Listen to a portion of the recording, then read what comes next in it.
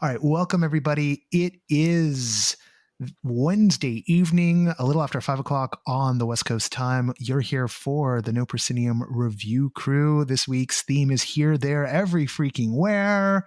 That's a reference. You probably know what it is for. Joining me this week are Patrick McLean. Oh wait, how do we do this normally? We go the Chicago curator of No Pro, right?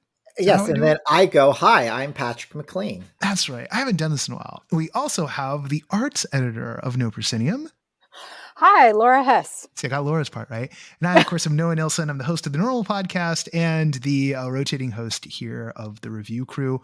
We are going to do a little different this week, and then we're going to get 10 minutes on, I think, 5 different things. That's the goal. So, and I believe we are going to start with Patrick, right? Or starting with Laura? Can start with Laura. That's right. You're in the middle. I'm dead in the middle. Because it's Laura, me, you, Laura, me. That's exactly right. Okay. That's how we're doing it. Or actually, you know what, Laura, why don't we give you last word? Let's just do a palindrome. There we go. We'll do a palindrome. Laura, me, Patrick, me, Laura. I love it. Okay. Yeah. And for anyone who is wondering, but that's fine. Happened. All right. Yeah. All right. Mixing up and go along. We already lost somebody for the live feed. Oh, well, happens. Laura, you're going to talk a little online first. So you did something that it actually looks pretty interesting. What do you have for us? Okay, so I put 10 minutes on the clock. I'm actually going to put I'm going to do a blingy. So there'll be an alarm and everything. Oh my gosh. So intense. All right. How's your watch of Squid Games been going? Hey, when you take your time, I have to reset because you did that. All right, Laura, you may begin. Okay, I'm going to jump in. So this show is called The Keeper and the Fungus Among Us. This is by Headlock Escape Rooms in the UK. And so this is a remote escape room experience. This is via Zoom. You can have up to 6 players. And it is it's kind of a pop rock experience. There are interactive puppets that are accompanied by original music and songs with a sort of fantastical fungal central theme. I mean, like, if people right now are not immediately scurrying to get tickets, I don't know what else to say. So this is, it's a hero's journey set in a miniature world. So you've got these amazing dioramas. And again, you've got these interactive puppets. And here's the situation. So every 1,000 years, the evil Mushroom King awakens and threatens villagers and their sort of antifungal. Well, they're not antifungal, but they're sort of non-fungal. I have antifungal in my bathroom. So you and your teammates are the guardians, and you're going to step in to help the keeper on their quest to save the villagers. I did this on Sunday morning, Los Angeles time. And we had, for our group, which was a group of 4, which I thought was really ideal. Although I should also say our group of 4 had some real escape room heavy hitters. So depending upon your familiarity and your comfort level, you may want up to the 6 players. But we had some West Coasters, some East Coasters. This was absolutely the best way to start your day. I laughed throughout. It was so delightful and charming. And if you want to the puzzles are there. It's not that this is just fluff and there's no challenge at all. We had one puzzle that was sort of more math based, and one of our guardian teammates was like, I am going to go grab some more coffee in this moment. So there's a range of how deep do you want to get into sort of the puzzle solving? Do you really want to be sort of more of the supportive guardian and enjoying the entertainment? The mushroom puns are amazing. I cannot recommend this highly enough. What was the challenge difficulty for the puzzles? I'm always kind of curious about this with the remote and online experiences. What is it geared more towards everybody in the sense that, Because when you said you had like some heavy hitters, you had like Cara Yeah. Mandel, who's done like hundreds of escape rooms, and he had Brett Kuhner, who's like designed them. So like that's sort of like saying like, well, you know, we were doing some painting, and I turned to Pablo, and he turned to Leonardo. And it's just like you had like the heavy hitters with you, right? And like This is true. Cara has also designed stuff, so like I don't want if she bothers to listen to this one, I don't want to like make her like I also design stuff. It's like yes, Cara's also designed stuff. So you didn't have a normal group of human beings doing this with you. How tough is this really? True. Right. So this is I think I'm very qualified to give. I think my lack of qualifications also then uniquely qualify me to offer up an opinion about this aspect. There definitely were some puzzles where I was very happy to, as I was trying to figure out what might be happening, Brett and Cara were already not only had suggestions, but I mean, they had already honed in on what we needed to do. So I was thoroughly, I mean, this is not unlike some other escape rooms where the vibe is really intense already in terms of the context, the narrative, it's a very pressurized situation. So this is not that. So this is right off the bat, this is incredibly charming and delightful. I was very happy to be the weakest link of the bunch. I think there are some people where if they don't have much in the way of escape room experience, specifically around these kinds of puzzles, they may get hung up a little bit more. However, the game master, he's already got it dialed in terms of knowing about how long it's a 90-minute experience. So knowing about how long each scene, each diorama, and the puzzles therein, how long that needs to take. And there was one thing where we did get a hint. So I think that's all baked in. Our group, of course, didn't really need any of that, but that's there. And so I think that it's so charming and so delightful. And I don't think that if people are getting hung up on the puzzles at first, it's not going to feel frustrating. There's already avenues to get those hints. And the rest of it is so adorable anyway that like frustration will not be an issue. Okay, we've talked a lot about the puzzles, and you've mentioned adorable. So like, what's adorable here? What is this? What's going on? Like, what's the performance aspect? Well, so again, you're dealing with puppets. You're dealing with original song and music, and this is like they break into song, and like is it like like in the middle of a puzzle? Is like in the middle of a puzzle, like as a reward for a puzzle? Like what are we looking at here? That's a great question. I mean, definitely as you solve puzzles and sort of, to advance the narrative as a segue in between these different worlds. Again, you've got multiple sets, multiple dioramas that I think the transitions are really incredible. We got a behind the scenes tour afterwards, and like, I can't believe how much this is done by a couple. This is a husband and wife duo. And the game master, he is performing and running the whole thing on his own. So I think this is really like it's an athletic event, but it doesn't feel that way as an audience member, as a participant. But yeah, I think that there's also maybe some breaking into song like part way through, not just as a reward for unlocking a puzzle or segueing into the next scene. And these little puppet characters break out into song, and again, rife with mushroom puns, which I'm a huge proponent of.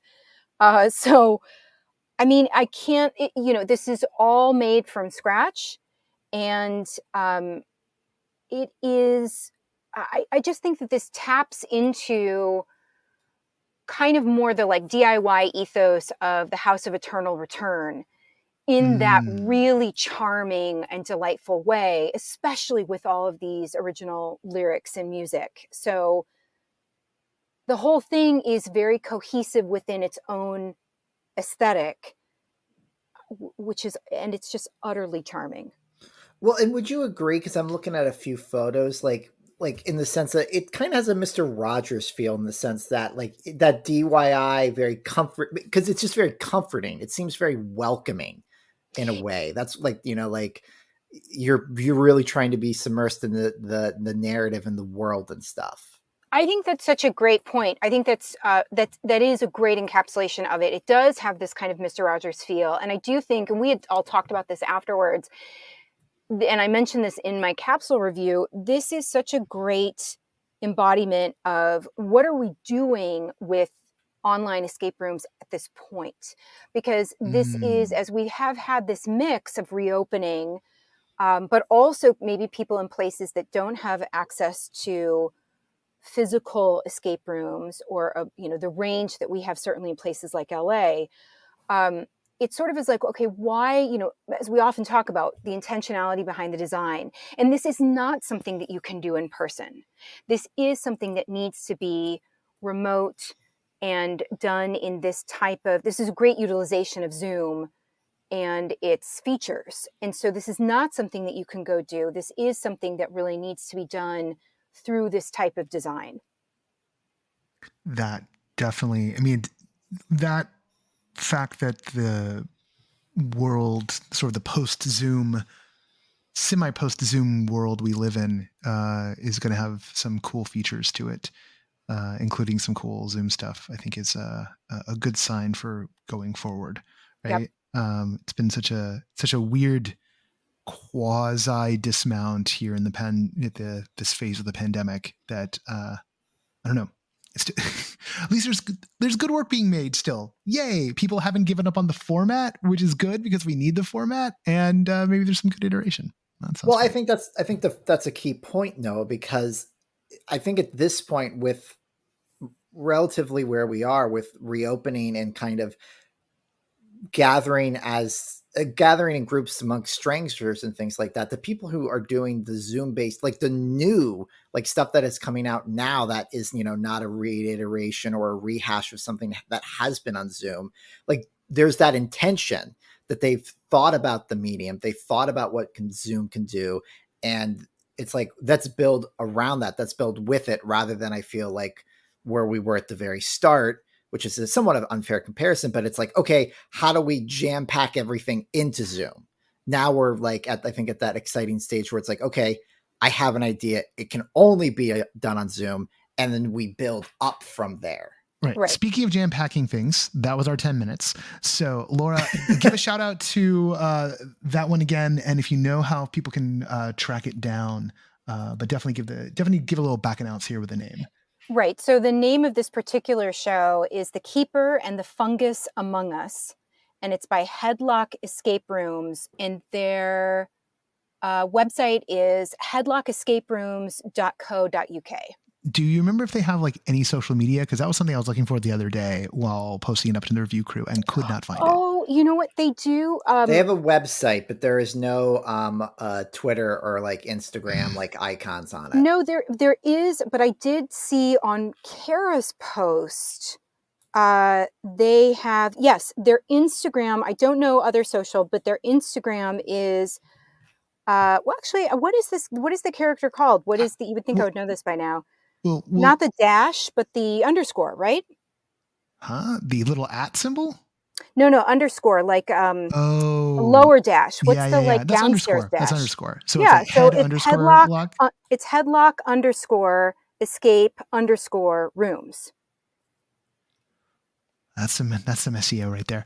Okay. So people want to follow along with them. Hey, look, we've got no underscore Proscenium because Instagram, is Instagram, but still. All right. We are now 15 minutes in the recording, so we're going to keep on going along here. I'm going to talk real quick. I'll try and keep this tight about FIVARS. FIVARS, of course, is the... See, I'm going to have to I can never remember the actual name of FIVARS because it's just like, oh, it's FIVARS, it's FIVARS.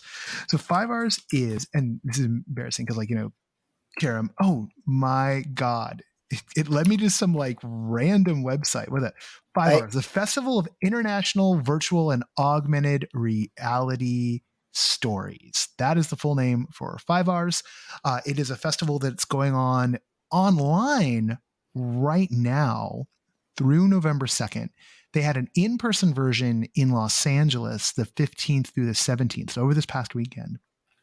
And of course, on the main show, we got to talk to Karam recently, and I was lucky, and Karam was right there when I showed up, and gave me a bit of the tour, and I caught a number of pieces in this. And what's great is that unlike a lot of VR AR stuff, FIVARS is really focused on the stories aspect of it all. So I caught a 360 video, which I don't usually do a lot of those, and it was a 360 video called Surviving 9/11, 27 Hours Under the Rubble, which was about the last person pulled out of the wreckage of the World Trade Center. And I don't allow a 360 video, and I never expose myself to 9/11 stuff because I was alive that day and an adult. I don't like remembering it when I don't have to. But it was really fascinating piece, really well done, on the documentary side of things. There was also a piece called Belongings, which was a super personal story, all object based. And this was kind of like a really roughed out version of a piece. It was also the first time I got to see something in the HP Reverb headset, like the current one. And my God, the resolution on that thing is really incredible. Like you don't think that stuff matters anymore. And then you look through something that has like the next iteration of it, and it's just like, my God, this is pristine. Like, wow. And when I say with Belongings, when I say roughed out, like it wasn't trying to be a graphical powerhouse or anything. Like you were in this little octagon, and the skybox and what was beyond the octagon would change, and you could like kind of look through slots because like it was shelving units, and you were moved through just sort of the decades of this woman's life, and were able to pick up objects and hear ostensibly her voice. It was a character actor playing them, but you just got the story of this woman's life, or kind of a thread of the story, because every few minutes, without any control from you, time just moved on. You left the scene. Sometimes I was even like stuck in a scene longer than I expected to, and there was like almost like nothing left to do. Most of the time there was plenty left to do, and I was like, oh, I didn't get to figure out everything. And that was like really fascinating. A little jarring just in terms of how the transitions were, which I think actually like undermines that time effect they were going for.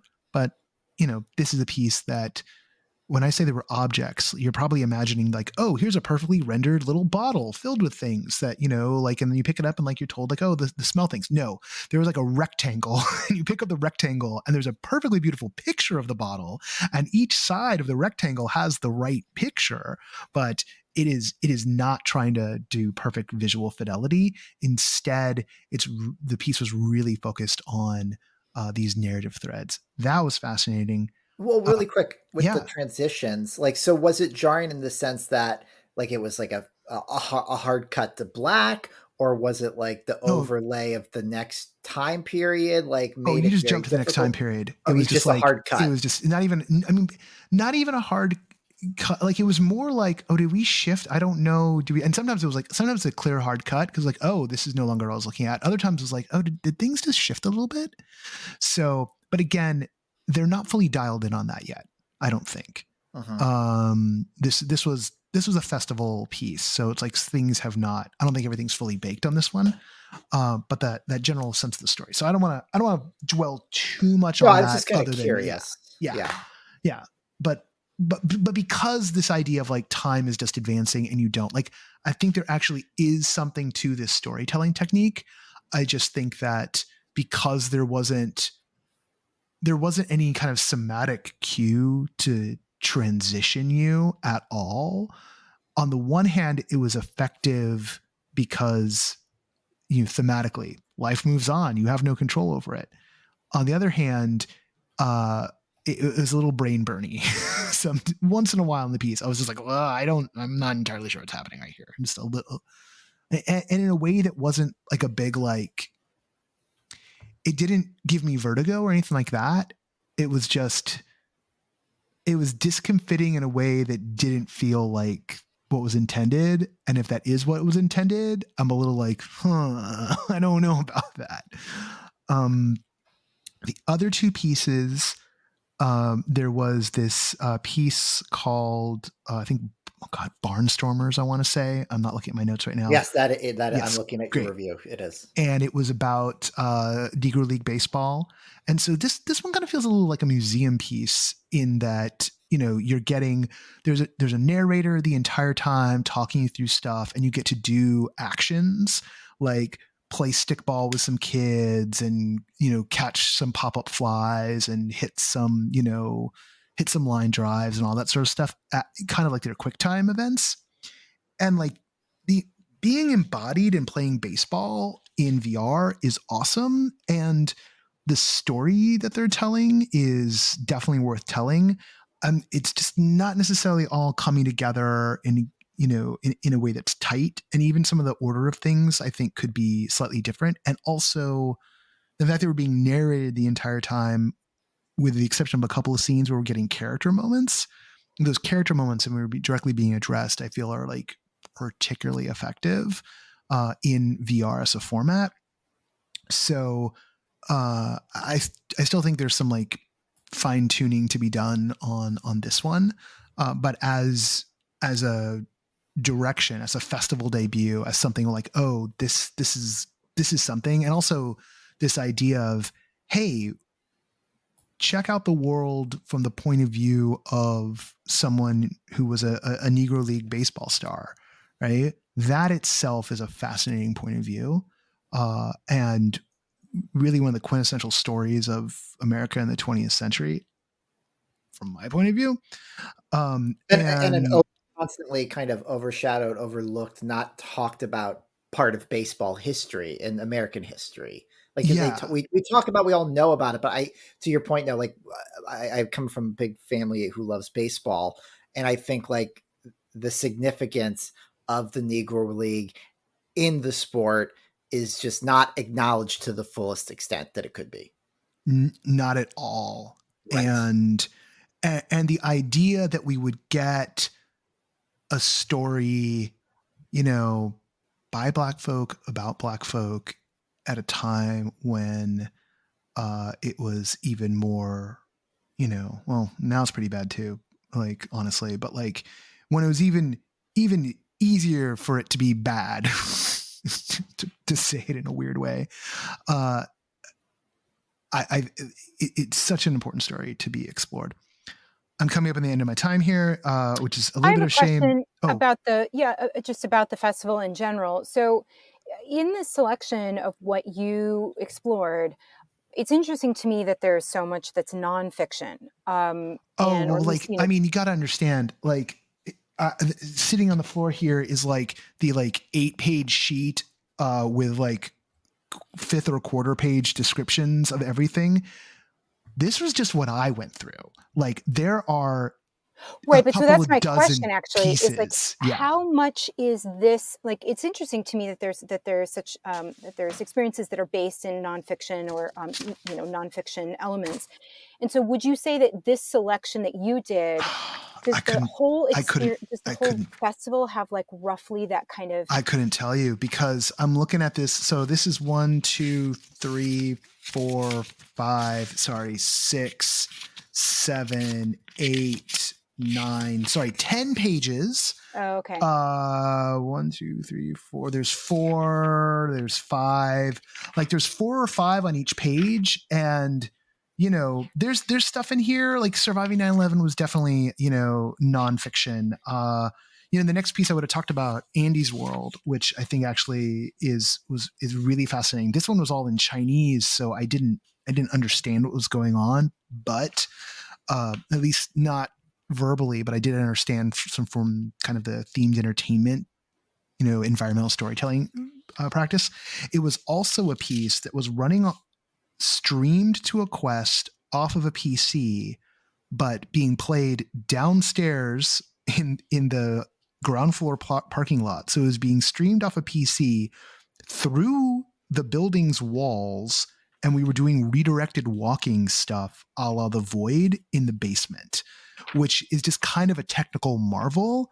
And it was fairly flawless on that streaming. Again, just going off like Oculus Link or something like that. And I mean, not even something, pretty sure it was Oculus Link. And actually it could have been virtual desktop. I'll take that back. I didn't ask. Because I was more amazed at how well the redirected walking stuff was going in order to create this expansive sense when I was probably walking around, I don't know, a 10-foot square volume, if that. And it felt like I went on a real journey.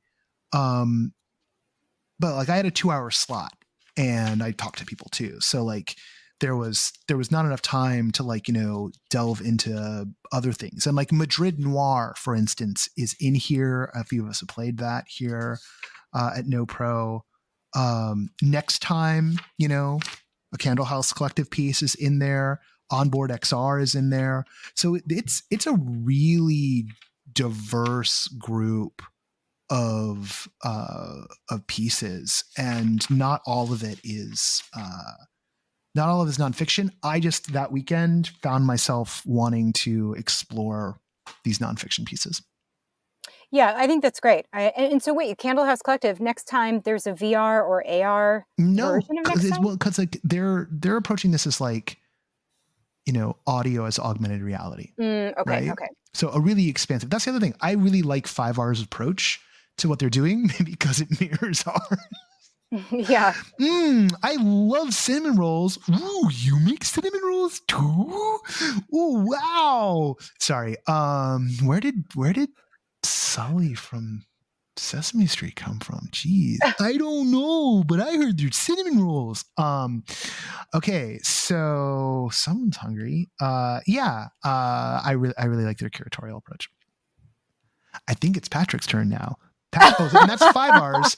So FIVARS, yes, the Festival of where International Virtual and Augmented Reality Stories. FIVARS, FIVARS.net. And the online portion of it, which is like $45. If you have a headset, you can go to FIVARS these days, right now, through November 2nd. Patrick, your turn. Right now. Yeah. So I'm here to talk about a piece that I'm really kind of excited about. This is The Light in the Mist. It is from PostCurious. This is a quote, like literally from the cover of the box, a tarot puzzle tale where 1 to 4 players investigate the disappearance of their high school friend, Sam, who, you're all in high school and, Sam has grown distant and you feel like things are up. And then suddenly one day, Sam's nowhere to be found. And how much they loved this creepy cabin in the woods with this old woman who is described in the narrative. Maybe she's a witch. Maybe I'm just being too mean to old women. I don't know. And she has Sam's tarot deck, and only through a close and deep examination of each major arcana card will you be able to find where Sam is. And I mentioned this in my review because you might have noticed that I didn't call this an at-home escape room box, because while very similar in the sense that it is a box that holds a bunch of things that are puzzles, this is so far away and so far removed from just like you get the box and there's a bunch of random loose papers and a bunch of envelopes that say don't open yet. This very much is, I think, what excites me about it is like the next step of what I want all at-home escape room boxes to be. So when you actually open The Light in the Mist open, there's a story booklet, which is basically, read the flavor text in the beginning, set the narrative tone.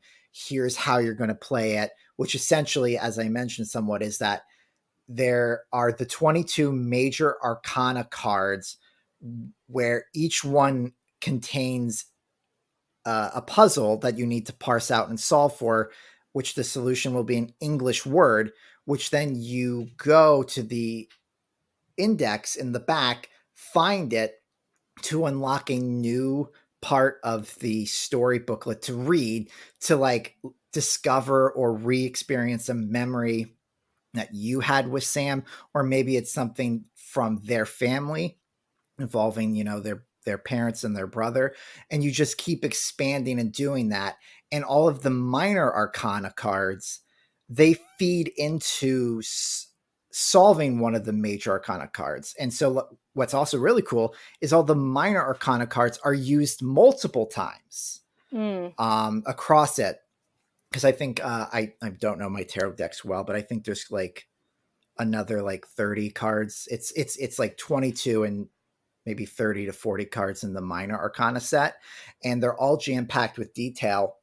So in that sense, like, I think this is closer to like a sandbox of immersive experience with a little bit of that choose your own adventure. Because very rightfully so, in the story booklet, when you like go to look up the answer, it's not like the first puzzle's on page 1, the second puzzle's on page 2. It's all mixed in. There's different numbers and references. So it's not like you can accidentally spoil something for yourself when you flip past the section you need to read. And I was just really in love with this idea that you open the box and it's a practical thing. Because the other great thing is that after you finish this whole entire experience, if this has been a gift, or if you love all things tarot, you can use the deck for your tarot purposes. Like, it's a fully functional deck. It has usage beyond it. It's no longer just a bunch of random stuff in the box that you're like, well, maybe I'll kind of restuff the envelope and I'll pawn it off to someone I know who really likes these kind of things. Like, this experience just keeps giving in that sense, you know? And so also, you can also do, correct me if I'm wrong, you can also do this sort of from the beginning for yourself, right? It's based on which cards you draw. Right. So that's the other thing. So you could, if you wanted to, go 1 through 22, or is it 0 through 21? Whatever the major arcana card numbering is, you could do it that way. I did it by letting fate play a role in the game, where I just drew one at random. And, sometimes it was a pretty straightforward kind of average puzzle experience where maybe you've seen it before. I don't want to get too much into it because it's very easy to spoil these things, but there's standard puzzles we all know and we've all encountered, whether it's in a box or in a room. The golden classics, they work for a reason. But then there are some like heavy, deep head scratchers to this. And it definitely had me like, oh man, like I really got to think about this, to the point where I'll tease that sometimes you had to like move the cards. You had to literally look at the card in a different way, or maybe mesh the cards together, the minor arcana cards together. So like on top of that, there's definitely the idea of like, you read a piece of paper in a more traditional at-home escape box, you read it up, down, whatever. Like, there's depth to the puzzles of like, not everything is just staring at it. Sometimes you have to like move the card around, change your perspective, maybe see how images might line up with each other. Like, is there connections to be made? Like, you're constantly playing and you're constantly exploring, and you're just by yourself at the table with 1 or 2 or 3 other people if you have the folks around. Well, and you mentioned in your review that the hint system is fantastic. Can you talk more about that without spoiling? Yeah, no, I can easily talk about this because Okay, I do a lot of these kind of at-home things, and hint systems are so tricky. And I will say I went to Recon, and PostCurious creator Rita Orlov, she did a fascinating talk on the hint system, which is available online on YouTube on their channel. And I mean, it would be pretty weird if she gave a great talk and her hint system sucked, but I'm glad to report that's not the case, because what happens, I feel like, with a lot of these things is that you get 1 or 2 hints and then it's the solution. And usually like the first hint is always like a very big, like, are you looking at the right piece of paper, dummy? And then the second hint is like way too instructive.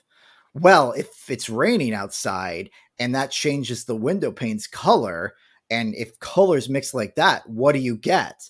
which is basically like, okay, the solution, where the hint system in the light and the mist, what happens is like, it's very small. They're very small hints. Hint 1 is like, did you read this section? Hint 2, after reading that section, did you notice anything interesting about these two?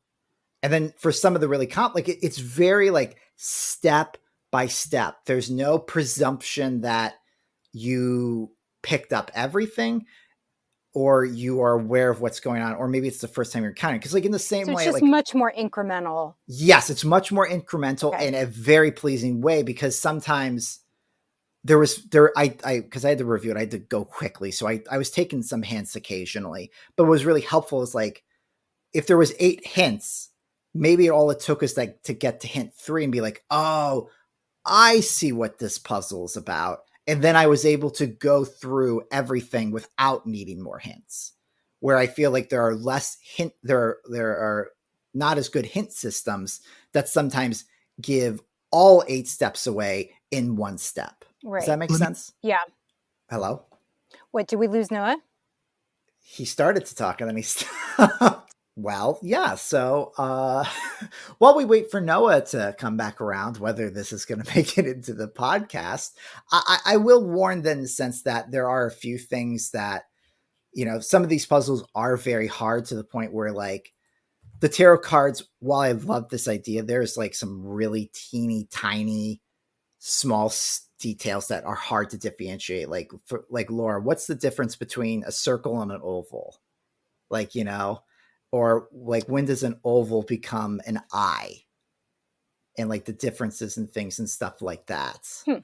And you did this alone, or you did do this with people at times? So yeah. So what I did is I did this with my partner at the table. And unfortunately, this was the other big complaint, is the box says 5 hours plus, which is fair. But frankly, it was pretty much all the way up to, it took me 10 hours plus with their involvement.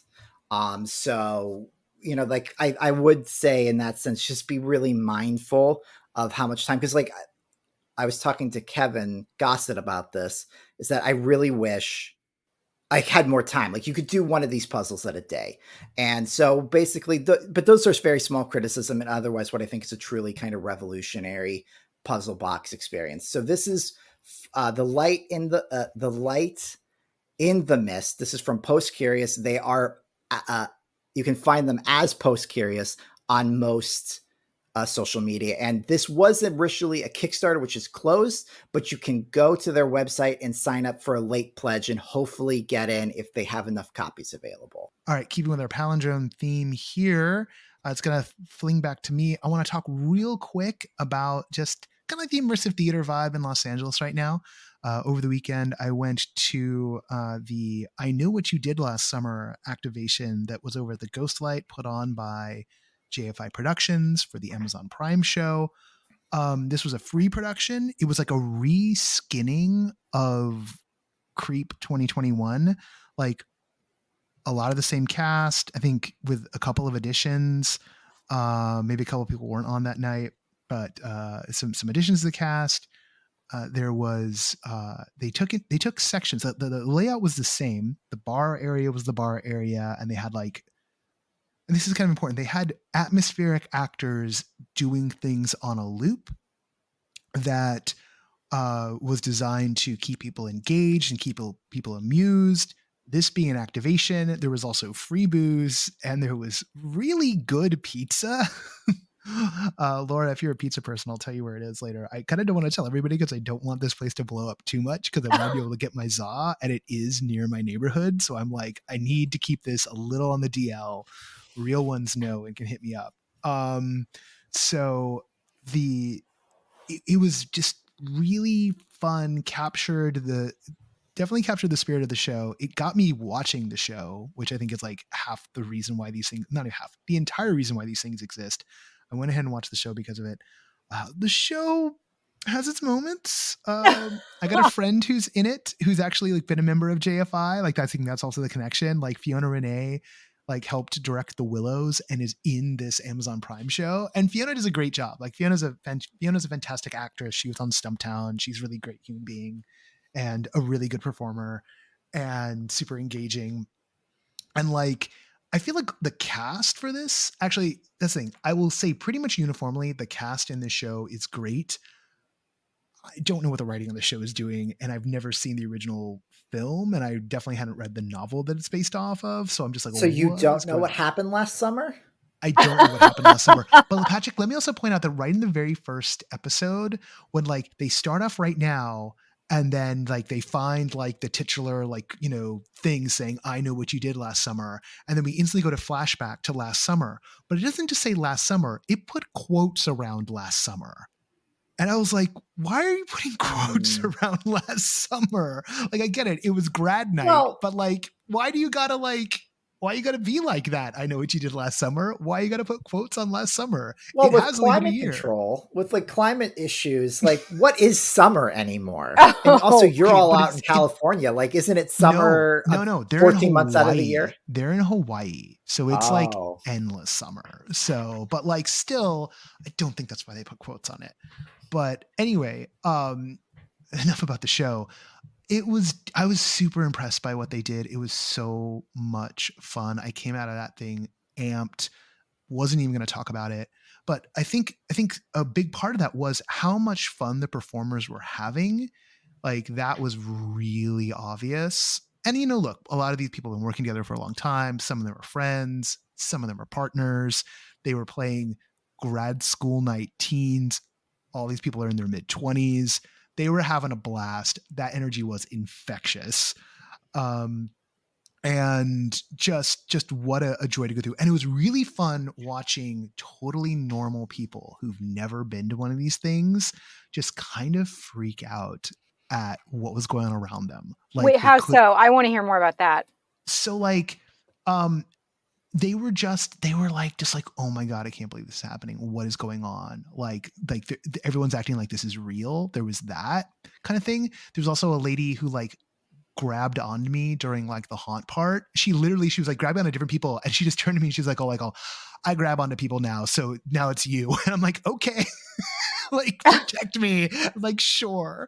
Right. And I was like adorable because there wasn't anything too scary in it. But like, there was this fantastic moment where, because, you know, I know what you did last summer. And like, you know, everyone's like talking about like, there's this girl who went missing and yada, yada, yada. And there's this moment where just like there was a dip in the music, and then one of the actresses comes out of the back and it's just like, oh my God. She's like really freaking out, and everyone's like, what? And like the whole room goes quiet. And everyone's paying attention. And from the up close to her to like all the way in the back, like a good 20 feet worth of people in what had been a loud space, suddenly everyone's on bated breath because it's like, oh my God, did someone die? What's going on? She's like,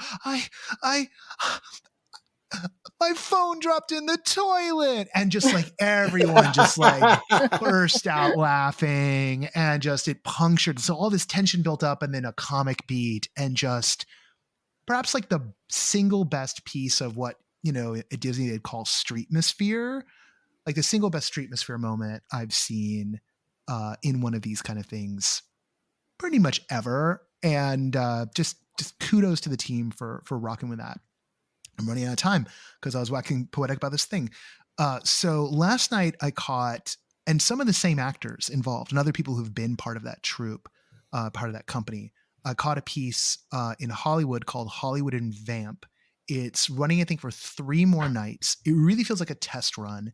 It's from the people who did Core and Scream over the course of the pandemic, which was like Scream as like kind of a live, a halfway live interactive movie bit that they were doing over Zoom. They had pre-recorded bits and some live bits. And this was split down the middle between a kind of atmospheric vampire lounge in Hollywood. And there was, in the back, there was like a rock and roll set, an 80s rock hairband rock set in the space there. This is done at the Bourbon Room, which was the venue that was refurbished for Rock of Ages, which grand opening, grand closed, basically about right before pandemic. Did not reopen when pandemic hit. But I think may have already been like mortally wounded before the pandemic. It was a space that had been the Beetle House before. So a space that's been kind of known for, doing some immersive or immersive light type stuff. The actors in the lounge, because a lot of them were skilled, it was great. What exactly was going on wasn't entirely clear. What was sort of sad, and I don't want to dwell on it too much, was just like the story was kind of incomprehensible when we actually did this rock cabaret show. At times, like the music, like the vocal mix was off. So like kind of feel bad for like the initial singer, because like his mix was so off that like you could barely tell he was singing at times. It was opening night. These sorts of things happen. It was definitely like a shakedown cruise kind of thing. Lots of invited press, lots of test audience people.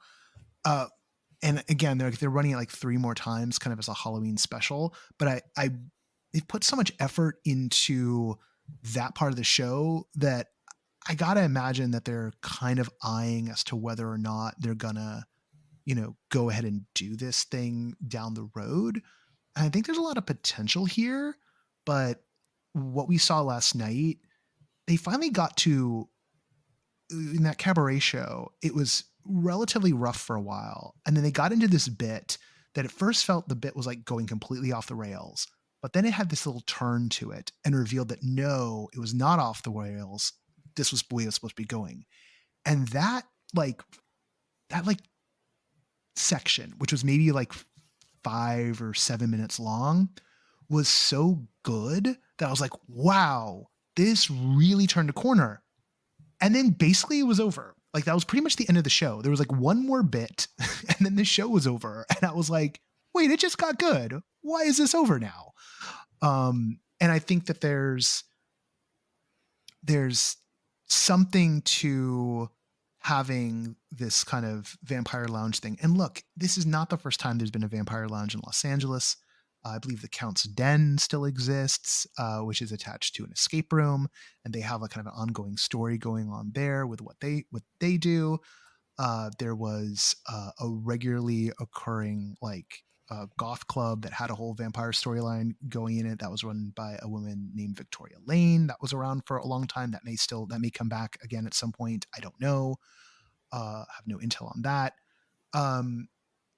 It's definitely a thing. I definitely found myself slipping into LARP mindset, but I think that there's a lot more that could be done, particularly to like get normies into it. And I want to see it iterated on, but I think just like from a storytelling perspective, there was a lot of exposition and not a lot of soap operatics.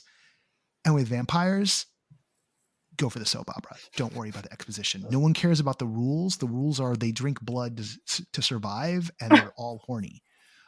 Those are the rules of vampires. And how that manifests, that determines what kind of vampire story you're in. And the idea that we're going to do it 80s hair glam vampires in Hollywood, like people who got to the Sunset Strip in the 80s and never left the 80s version of the Sunset Strip. That's a brilliant high concept, and I want to see it iterated on. So that's my bit about Hollywood and Vamp.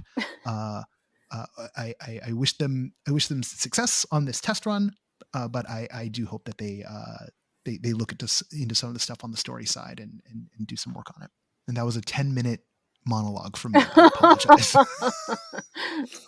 You do them so well. I think that's, we're just do always not in encourage awe. me. Don't encourage me. I don't need encouraging monologues. Vampire monologues. The vampire monologues, yeah, that would get me in trouble real quick. Let me tell you. On the other hand, could totally do them. Did either of you have any questions about those? By the way, well, I have one. Sure. So I think, was it Edward? Someone did a cabaret. Oh, was it cabaret? Was it burlesque? Yeah, it was like a burlesque cab. I mean, look, cabaret shows and burlesque shows crossover. Sure. Ask a question. I know where you're going with this. Yeah, so I'm just trying to understand, like, do you feel, because I feel like with that production, there was an issue where Edward thought it was very well done. The production quality was high, etc., but it was not an immersive show. And so do you feel like this does fall under that immersive banner? You know what? Because of the pre-show, we met all of the characters in the show. We got to meet before the show and interact with them before the show took off. And then they did the show. think one of the issues is that the way the story is, like the story is kind of complete in and of itself by the end.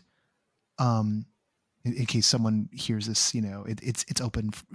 This will drop on Thursday or so, and then like it's open for a week. I don't want to spoil the story, but like it's structured in such a way that like there's not a lot of places to go at the end of the rock show, at the end of the set, at the end of the cabaret show. Mm-hmm. And that's a little unfortunate because once we understand who the characters are, it'd be a lot easier to interact with them, right? Like you're in a cold start in the lounge.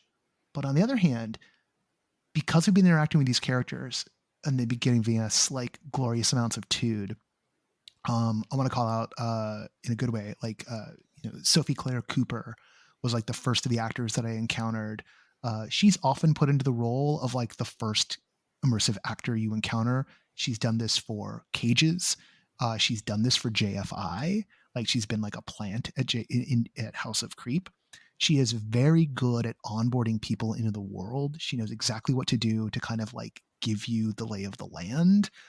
Not just from a sense of scripting, but in terms of like how to set tone and mood and like give those little interactions that make you go like, oh, I understand where I am right now, and like orient you real quick.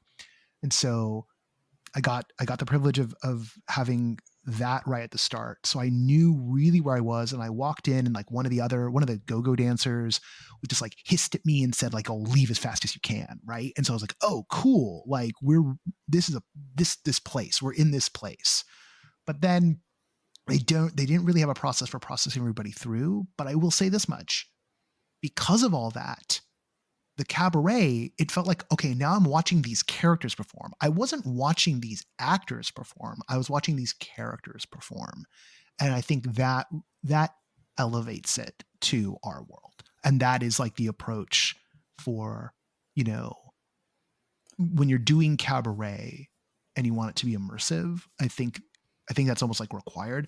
I just kind of wish that it was structured so that show was like the middle act of like a denouement afterwards. Mm-hmm. And like there seemed to be maybe a little bit of that going on, but there were no threads to carry out. So again, I think there's some work to be done here to make something interesting and compelling, and maybe even something that could be, have seasons to it. Like there's a model that can be pursued here and also could be a lot of fun. And like I mentioned, other people are pursuing this kind of Vampire Lounge model, right? And have in the past. But we don't usually see a lot of failures to get cabaret and immersive going. And I think this is the secret. You got to put the cabaret performers into role beforehand and in the middle and during and afterwards, and just maintain the illusion of the world. Mm-hmm. So that when they do break the fourth wall in the cabaret, you don't feel like, oh, the performer's breaking the fourth wall. You feel like, oh no, that's this character stepping down. Like they're talking to me because like they were talking to me earlier. Right. And to ask a really painfully stupid question, were you seated during the cabaret portion, or Yes. maybe you okay, interesting. Yeah, like normal. I thought you were going to ask if I was assigned like, a clan or sect. Well, because I think there's also an interesting thing about like, I think because in regards to I believe Laura, you're right, it was Edward's experience, is that like I think it was like it was even more passive and more like definitely just a seated experience. And I was just kind of curious, Noah, if that was going to be a commonality of maybe a barrier that's occurring, that just like the cabaret, I think, model, to your point, is a very good idea and is something maybe worth exploring. But I wonder how much of that, like, then you just sit down and you're just, you have a drink and all that, and it's nice, but like it just shelves you into a very passive role very quickly. And one that allows maybe you to tune out, or maybe for you to lower your personal stakes a bit, Well, the other thing that was fun going on is like, some of those atmospheric characters, they were watching the show too. And I was just a few feet away from one of them. And so one of them like turned and glared at me. And so I glared at him back. And so like that whole little vibe, right, was carrying on. right? And that is like super smart. And then yeah, they did some gags where it's like, oh, somewhere in the audience, like someone has what we want, like vampire, go girls, get them, right? They did that routine, right? And some like, there was actually a really funny bit where they were like dragging people up to be sniffed, and like they dragged this one lady up. One of the gals dragged a lady up, and then a couple minutes later, the other one grabbed her and like tried to bring her up. And then the two vampire girls were like all like, "I already grabbed her. What are you doing?" I turned to my friends, so like, "Oh look, it's chaos," but it was really funny and felt natural, right? Like it was unscripted. It also felt like the kind of thing that would happen at like a chaotic vampire night. And that for me was fun, right? The funnest parts were when things felt like they were about to like completely go off the rails but didn't. And yeah, I think that I think even when you go and you like put people in the modality of like, and now you're going to watch this performance, right? And you're going to take away people's agency. If you still have things bubbling under, I mean, that was the other thing, like at the beginning of the show, people were I think a lot of people were like into the vibe and like talking, and they were happy to see each other and blah, blah, blah, blahing, that like, as the show started, much like at a rock show, there were a lot of people still just talking when the first musical number happened. Like it was that did not help the sound mix at all. And I was kind of like, oh, wow, are you guys like not going to respect that there's a show going on? And like, no, they weren't really, because they were like, oh, like we've got a sleazy bar vibe, and like I know who that character is, so whatever, right? We're going to watch so and so's set, but we're like watching music, and that kind of stuff that starts to feel really organic. Again, I think that can be iterated on. And I think where the show wasn't working was when it was super presentational, and trying to give exposition and trying to do plot. But when it was like characters being character and the vibe being the vibe, I was like, yeah, I'm here for this vibe. It's playing still in Hollywood. It is $75. It comes with a drink, but so that means it's basically $60. And it's about, I want to say it's about 90 minutes total.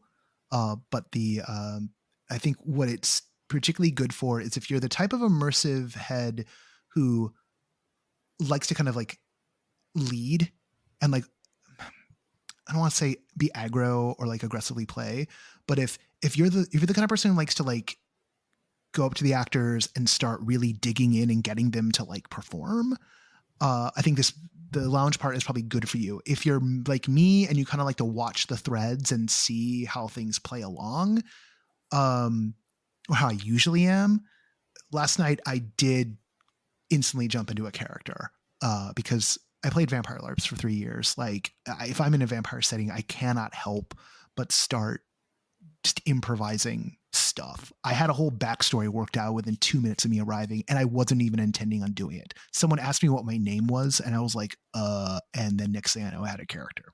Sorry. It happens. And it's my curse. Are you going to tell us the name? No, because we're 21. I'll tell you guys afterwards. We're 21 minutes into this segment. Oh, okay. All right. It's supposed to be a 10-minute segment. Now we're 21 minutes of Noah. So right on track.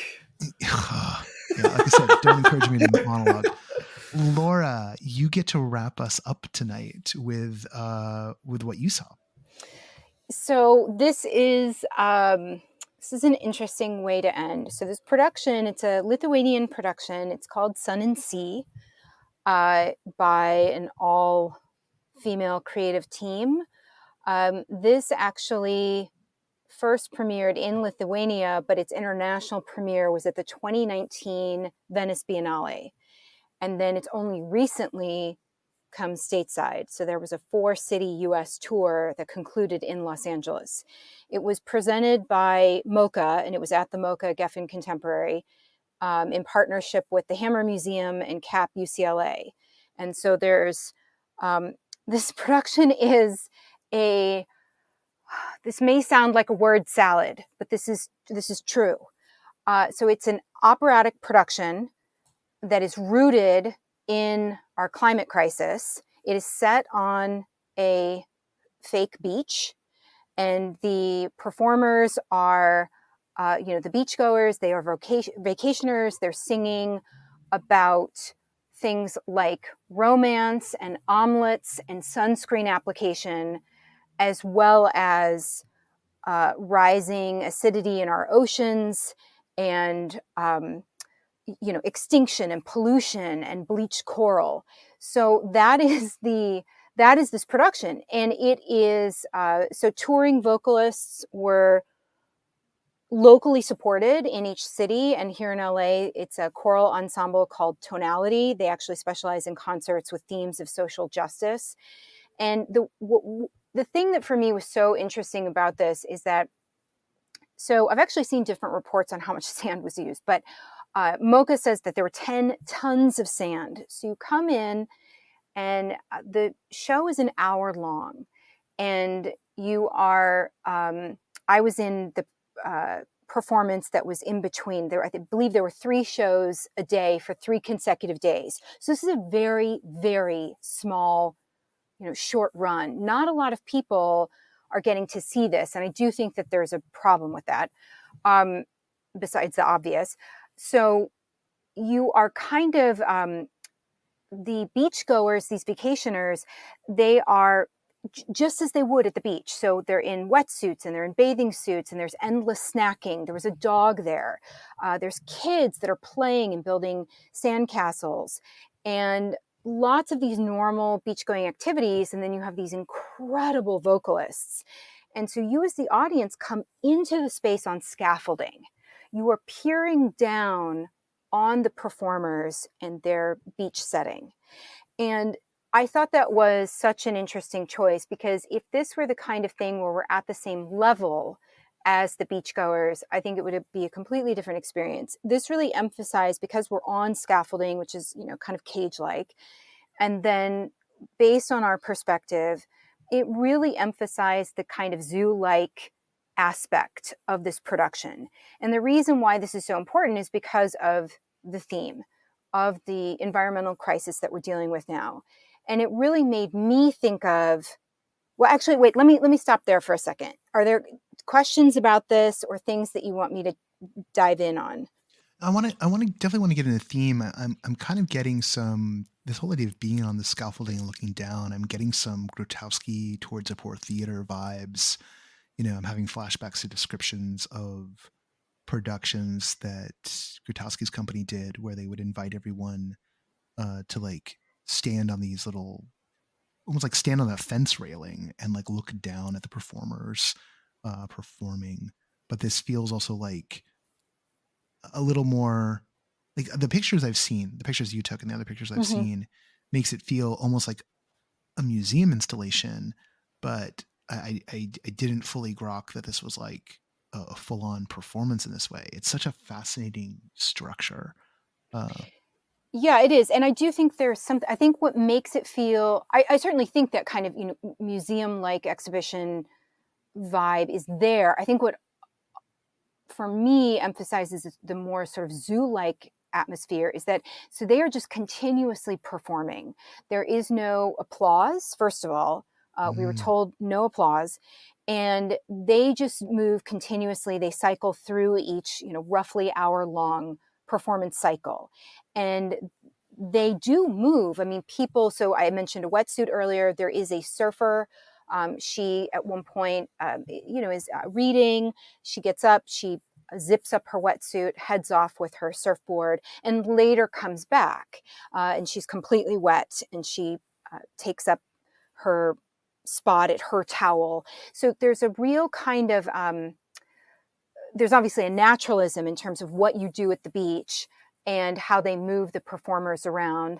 And they are also, like the kids that I mentioned, the kids are running around, they are talking at regular volume. So there isn't anything that feels precious in terms of the performance. It feels very realistic. And it also just feels like it exists whether or not you are there. It's sort of a Schrodinger's cat of the theater in a way. And so to me, that really emphasized, again, this zoo-like quality.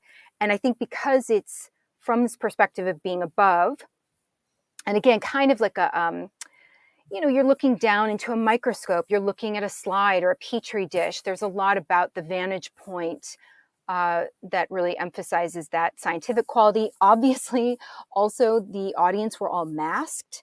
So when this first premiered, it was pre-pandemic, but I think, now even having a masked audience really emphasizes that kind of scientific or zoo-like sensibility.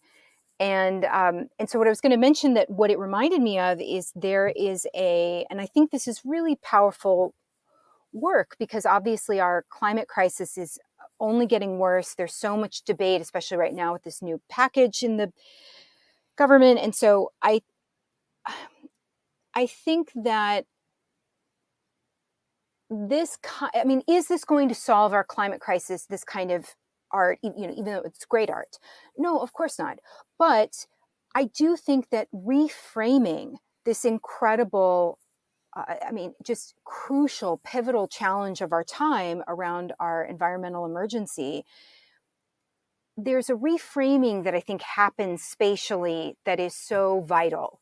And I was reminded of, this was also in 2019 in Austria. There was a Swiss curator by the name of, I have it here somewhere, Klaus Littmann. And Klaus Littmann, in a stadium in Austria, planted 300 trees. And so they're in the center of the stadium. And if you look at this, the title is For Forest. And this was based on a dystopian vision by another artist named Max Peitner, I believe is the name. And it is imagining what would the world be like if trees only existed similar to species of animals in a zoo. So the entertainment, quote unquote, of this stadium, within the stadium, it's not sports. It's just a forest of trees. And it is a remarkable image. It's a harrowing image. And I think that these kinds of works really do, you need that kind of scale, you need that kind of spatial reframing that can hit you in an emotional way, in a visceral way like no other. So I do think this was a beautiful, there were charming moments, funny. There were, it's interesting to have something as horrific as the climate crisis presented with these absolutely stunning vocals. But I think it's the way that it is framed. It is crucial to be looking down on it, in my opinion. Well, I think it's actually looking at it clinically, because I think while it is a zoo, and I appreciated you talking a little bit more about, you're in masks, you're looking down at things, but it's not like the scaffolding. It's scaffolding, but it's not like at any point there's a mirage or a trick to make you think like at that level where all those people are on the beach, like the beach goes on, there's water eventually, or there's, a city or a town or just more nature to it. And in listening to you talk, and this idea comes to me, is that I think sometimes all art gets, regardless of medium, gets really caught up in like, look at us convey this message so beautifully and so articulately. And isn't it just like stunning and amazing, where in listening to you and looking at these images again, like just like there's a sense of direness in the clinical nature of it all. Yes. And how like this is the situation. We're not trying to gussy it up. Look, observe, notice, think about it, I think that's totally true. And I will say also the scaffolding was incorporated. It's not that the performers ignored the scaffolding. Towels were draped over scaffolding. So that is also utilized. And I will say, I have not read it yet, but I also think there's an important part of this conversation around, I'm so thrilled. I feel so fortunate that Sun and Sea came to Los Angeles. Again, it's only 4 US cities, and it was an incredibly limited run. And I realized that there's, I'm not trying to minimize what goes into these kinds of works, but there's also a conversation to be had around how many people can experience this. And it was, I had put it in my calendar to get tickets, and I think it sold out incredibly quickly. Based on what I know about the production probably around 1,000 people in Los Angeles got to experience this. And again, I think it's such an important work in terms of how it reframes this entire crisis. And so the LA Times has a review. Like I said, I haven't read it yet. But I believe that review, from what I saw on social media, goes into kind of the smugness around people that got to go to this performance, to see this production. And that is really in contrast and working against ultimately the theme, the core theme of the production. And so how do we make this kind of art, which I do believe is so important and so crucial to specifically this messaging, how do we make that more accessible to people? Because I mean, the thing is, like, I don't know. I don't know if we need to make everything accessible to everybody, particularly because when things are of a particular scale or need to be in structure, or they can only have such a runtime, right? Like, it'd be nice if more. I think it's also nice if, like, not the same group of people always get to experience the same type of things if there's a bigger demand, right? Like, finding more equitable ways to do all that sort of stuff. But I think the more critical thing on two levels is, one, when it comes to the message of it, right? Is this going to alter the Overton window on this topic for some people who might not see it otherwise, right? Like, who really needs to experience this? And is anyone making any effort to make sure the people who need to experience it are experiencing it, right? If it is, that powerful. And then in the other breath, are people coming out of this work and thinking about other ways to make work that reflect the ideas, the values, the structural choices, in order to not necessarily reproduce this particular piece, but to translate a singular piece of art into something that looks more like a movement. That's right. That I think, that kind of accessibility, like more stuff of this nature so more people can see.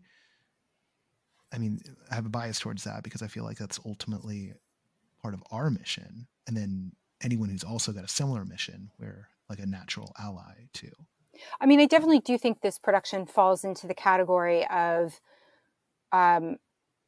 there's obviously an elitist aspect to the art world. And I think that there were a number of people who, again, at least what I saw on social media, that felt very disgruntled that this was so limited and sold out so quickly. There weren't any sort of walk up or wait list. It felt very exclusive. And I do think that is something that's obviously an issue in the art world in general. I also think that not every production has to do everything, but I think a production that I've talked about before, which I feel very strongly about, which is the Plastic Bag Store, and that had layers of activism woven into it. And I do think that there's a way that could have been better utilized and incorporated in this production, where then it does feel like it's also including people who either feel shut out or don't even know about these types of works. That then becomes like, if it is just going to like those who are already in the know, it's like the hot concert ticket, oh, you weren't there on day one? Too bad. Right. Like, and that creates and that also creates a brittle market, right? Like, Yeah, even just definitely. from a capital standpoint, I mean, we would often wax fairly poetic about how immersive theater in LA, you had like, the Vanguard fans who would go in, snap up all the tickets, sometimes snap up 2, 3 tickets to something.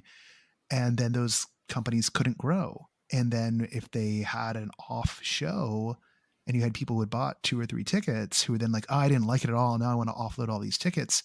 And they couldn't offload the tickets. And it meant that people weren't, they weren't able to like create a more diverse and a broader audience base for them. And for a artistic group, or for anyone making content or media, you need you do need as big of an audience as you can, just for stability's sake. Right. It doesn't have to be the biggest audience in the world, but the broader it is, the more resilient you are. But when you get these hyper, when something's got a lot of buzz and whatnot, you'll get these sellouts, but the funny thing is then you don't plan for the sellouts, or you don't have enough. I don't know. I've learned far too much about this part of, this business part of it over the past few years. And I start to become obsessed over all the ways that, it does and doesn't work for folks. All right. We've done, I want to say we've done the better part of 70, maybe going on 80 minutes now. So I think we're at a good spot. Laura, was there anything else you want to kind of wrap up here with Sun and Sea? No, I think we dove into it quite a bit, pun intended. Nice. Well, there might be a hard edit there, or there might not be. I'm just going to call that one out because I had a little equipment failure. But yeah, Laura, you were saying we pretty much covered it all? Yes, I think we dove into the waters of Sun and Sea. Excellent. Oh, another pun. Well I know. done. I'm sorry. I apologize. You apologize? What? No. Oh. All right. Okay, no more pun mentos from me. I'm just going to take us out of this.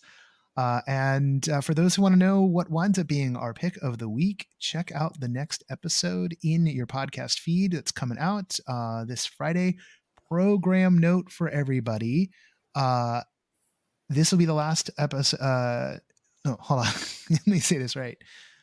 This Friday will be the last episode of the main podcast until November 5th. There will be Review Crew next week. But the recording will not drop until Monday the 1st because I'm on vacation. And despite the fact that Facebook has called for Facebook Connect and could very well announce a bunch of hardware and announce their new name, which we think is either going to be Horizon or Meta based on the shipboard scuttlebutt today. Oh my God, it's Meta? That they called for that. Oh, that's the whole thing. That they called for that on the 28th. I've decided not to come in off of vacation to record an interim podcast. I don't care that it means we don't get the traffic for that. I'm on vacation. I'm not letting Mark Zuckerberg determine when I work. I don't work for him. So with that in mind, you'll know that if I run a show next week of any kind, it's because we got a lot of money from Facebook. No, maybe because something's too juicy not to talk about, but there will be one more episode of the podcast and then nothing until the 1st. And then we'll drop the Review Crew and have a kind of normal week after that. For everyone here at No Proscenium, this is Noah Nelson, and thank you for spending your time with us.